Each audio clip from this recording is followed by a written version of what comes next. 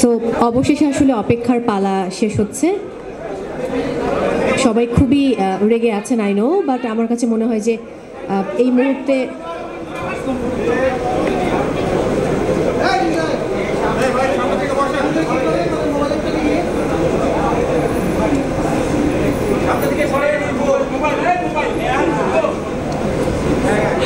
আচ্ছা ওকে, আমার মনে হয় এখন আমি শুরু করতে পারি। একদম শুরুতে সবার কাছে আন্তরিকভাবে ক্ষমা চেয়ে নিচ্ছি, কারণ অনেকটা বিলম্বে আমরা আসলে খুবই কম্প্যাক্ট একটা প্রোগ্রাম এটা, এবং সামনে আমাদের আপনজনেরা বসে আছেন যারা বাংলাদেশের বিভিন্ন অঞ্চল থেকে এসেছেন।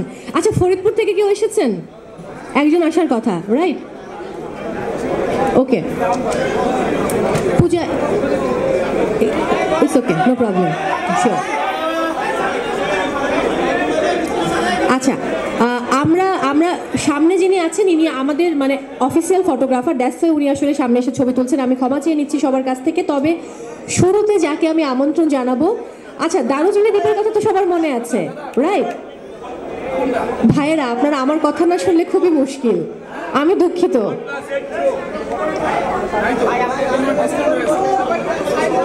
ভাইয়া সবাই একটু চুপ করি না প্লিজ, সবাইকে রিকোয়েস্ট করছি। আচ্ছা, আমাদের তো নিশ্চয়ই দারুচিনি দ্বীপের কথা মনে আছে, রাইট? সেই দারুচিনি দ্বীপ, সেই হুমায়ুন আহমেদ স্যারের সেই সিনেমা যেখানে অনেকেই প্রথমবারের মতো অভিনয় করেছিলেন, এবং সেই সঞ্জুকে আমরা ভুলতে পারি না। আবার যদি বলি লাল টিপের অর্ণব, তাকেও আমরা ভুলতে পারি না। এইখানে আসার আগে অনেকক্ষণ ধরে তারকারা ওয়েট করছিলেন। বিদ্যা সিনহা মিম একটা কথা বলছিলেন একজনকে নিয়ে, যিনি আমার ডান দিকে বসে আছেন, যে ইমন ভাই এমন একজন মানুষ যিনি সবার কাছের, আবার সবাই তার কাছের, এবং তিনি আমাদেরকে কোনো অনুরোধ করলে আমরা তার অনুরোধ ফেরাতে পারি না। আমি সেই মানুষটিকে এবার আমন্ত্রণ জানাবো। তবে তার আগে বলতে চাই, সেই মানুষটি কিন্তু আমাদের মেগাস্টারের খুব আস্থাভাজন কাছের ছোট ভাই।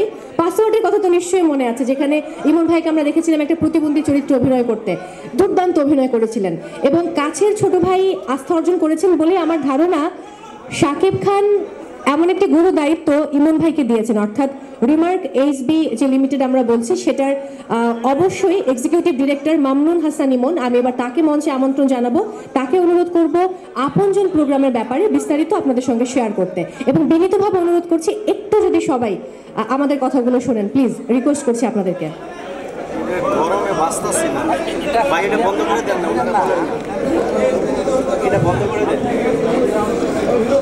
হ্যালো,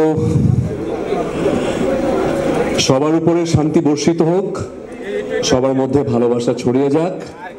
আর এখানে যারাই আছেন তারা সবাই হচ্ছে মানে আমরা সবাই আসলে প্রিয়জন, এবং আমরা সবাই হচ্ছে আপনজন। এখানে একটি মানুষও নাই যারা আমাদের প্রিয়জন না, সবাই আমাদের আপনজন।